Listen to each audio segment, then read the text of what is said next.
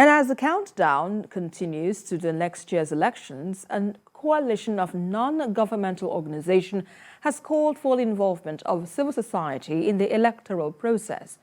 They believe the independent National Electoral Commission can only succeed in conducting flawless polls through collective efforts. Our correspondent Owolabi Adenusi filed in this report. Nigeria is gradually heading towards the 2023 general election, but a coalition of civil society organizations in Adamawa State believes a lot must need to be done to ensure the polls are flawless, following the release of the cleared presidential and senatorial candidates of various political parties by the Independent National Electoral Commission. This is the reason for this town hall meeting on strengthening civil participation in the electoral process. Various non-governmental organizations expressed their views.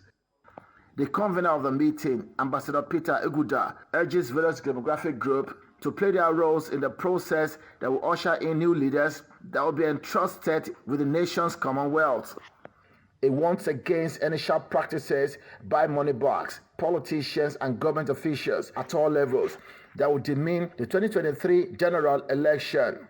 All we're interested in citizens to make informed decision come 2023, whether it's the local government election, whether it's the national election or state election.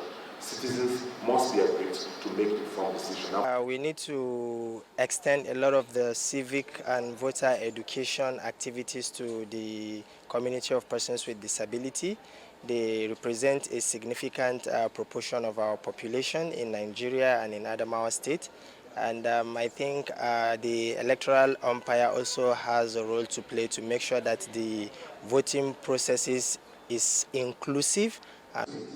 Participants are of the view that civil society participation in electoral process will lead to a credible and transparent election. They believe the 2023 election will serve as litmus test to survival of democracy in the country and urge women to come out to exercise their civil rights. So you just cannot have democracy without the media. I mean, imagine if we had no media, what policy or what electoral laws or what electoral system that is cooked up in Abuja, how do we, like, for example, send it down to my domain?